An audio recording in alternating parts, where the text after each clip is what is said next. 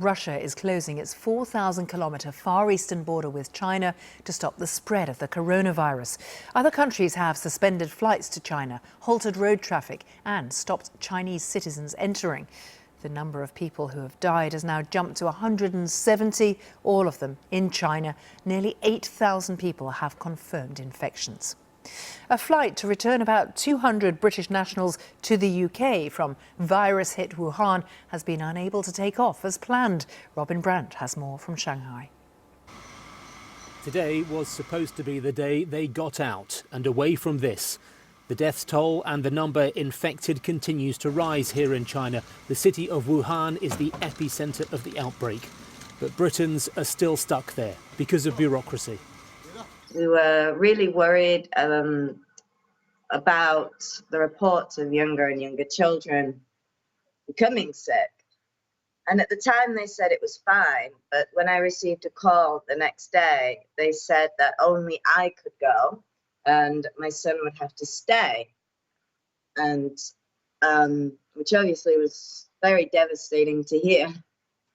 English teacher Natalie's son can't go because he has a Chinese passport. Chris Hill has a similar problem. His wife and daughter have dual nationality. Would you be willing to leave your family behind to go to safety? It's a very hard and moral question because my daughter is only 4 years old. So it's a very hard choice to make. Other countries have got their people out. Japan and the US with the first of several planned flights. India and Australia are among those planning others. The Foreign Office said it is working urgently to resolve the problem for British citizens, with talks at very senior levels. Quarantine on a military base or an NHS facility back in the UK awaits. Fear about the virus spreading has caused scenes like this across all of China. Even in Hong Kong, which has now all but cut itself off from the mainland. I queued for an hour and 10 minutes and bought 2 boxes of masks. We were running out of them at home. Hong Kong should act like Taiwan to stop exporting masks and keep them for the locals so that we don't have to queue for hours.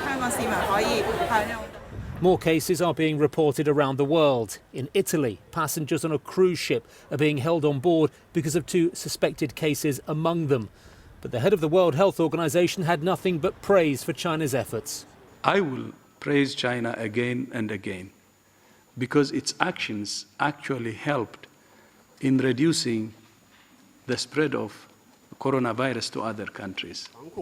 Still, though, drastic measures are being taken here, far away from the worst affected area, to try to halt the spread. Office workers in buildings over 1,000 kilometres away are having their temperatures checked daily.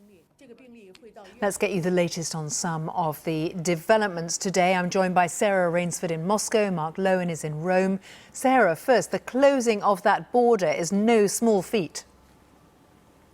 No, that's right. It's an extremely long border, more than 4,000 kilometres in the far east of Russia with China. And we now know that the Prime Minister has essentially ordered that key crossing points for pedestrian and for traffic across that border will be closed. We also know that all passenger trains, Moscow-Beijing passenger trains and freight trains will be non-stop between those 2 cities. So no people getting on or off on the way.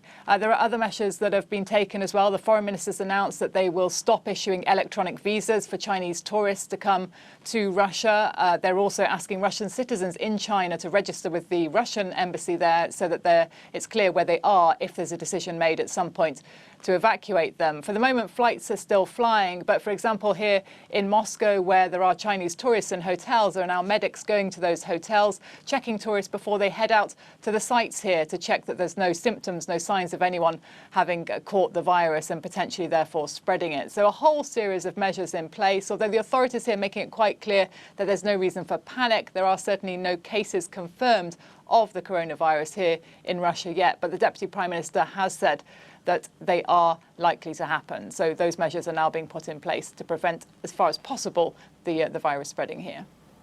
Let's go to Rome now. And Mark Lowen, we're talking about a cruise ship with, what, 6,000 passengers on board?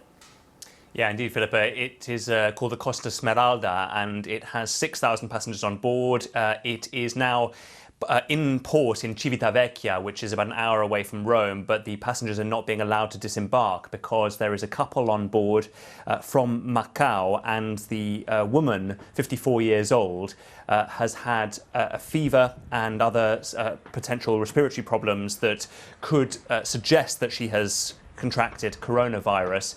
She is now in isolation. Tests are being carried out on her, and the results are expected later on today. The couple had flown from Hong Kong on the 25th of January to join the cruise ship, which then made its way to Marseille, Barcelona, Mallorca, and back here to Italy. It was due to go further north in Italy, but it's being kept in Civitavecchia while those tests are ongoing. We are told from the cruise company that there is no panic on board. Everybody's been told and made aware of the situation, but of course it is being held there in the port until the results of those tests are known. Mark in Rome and Sarah in Moscow, thanks very much for those live updates.